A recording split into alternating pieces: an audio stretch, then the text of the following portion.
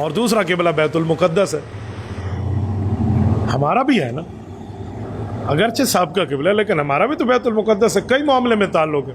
ایک تو یہ کہ حضرت آدم علیہ السلام نے اسے تعمیر کیا، حضرت آدم کی تعمیر ہے فرشتوں کے ساتھ مل کے، اسی لیے یہ زمین میں بیت اللہ کے بعد پہلا قبلہ، پہلی عمارت ہے جسے بیت المقدس کہتے ہیں۔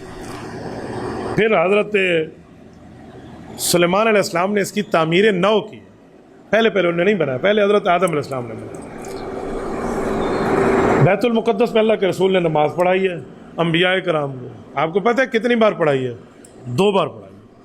یہ تحقیق ملا علی قاری کے، اس کو نوٹ کر لیں، فائدہ ہوگا۔ حضور پاک نے انبیاء کو اس مسجد میں 2 بار نماز پڑھائی ہے۔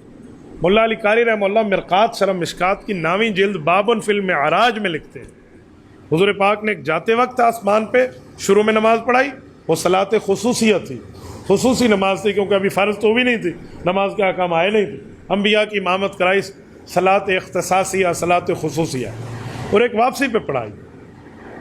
نزل معه متقدمین و متاخرین وصلی بہم صلاۃ مؤذن فاخر، دوسری مرتبہ نماز پڑھائی، یہ صلاۃ الوداعیہ ہے، سی آف کرنے کی، اللہ حافظ کرنے کی، ایک دوسرے سے جدا ہونے سے پہلے ایک نماز پڑھائی، یہ دوسری نماز۔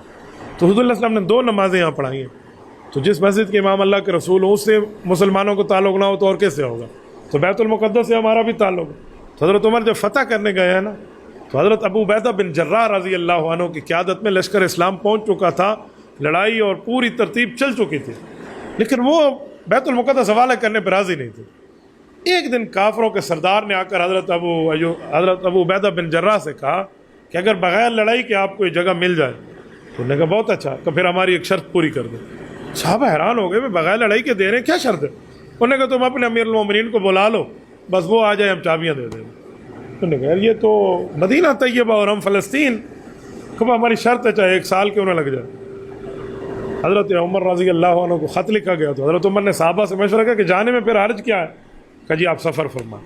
حضرت عمر نے سفر کیا اور وہاں گئے، اور بغیر جنگ کے ان لوگوں نے چابیاں حضرت عمر کے ہاتھ پہ رکھ دی۔ ہو سکتا ہے نشانیاں چہرے میں دیکھ لی ہوں، یہاں پر کچھ لوگ واقعات سناتے ہیں، 17واں پیوند ہے اور 16واں پیوند ہے، میں نے اس کا حوالہ پڑھا نہیں ہے، اس لیے میں سناتا نہیں۔ اب میں سنا دوں کل میرے گلے فٹ ہو جائے گا بھی کہاں لکھا ہے، اور میں نے اس کا حوالہ اب ثبوت میں دیکھا نہ ہو، تو جو بیان کرتے حوالہ اس سے لے لیں۔ میں اتنا سمجھتا ہوں کہ انہوں نے شاید چہرے میں نشانیاں دیکھ لی ہوں گی، اس لیے چابیاں حضرت عمر رضی اللہ تعالیٰ کے حوالے کی اور بغیر جنگ کی۔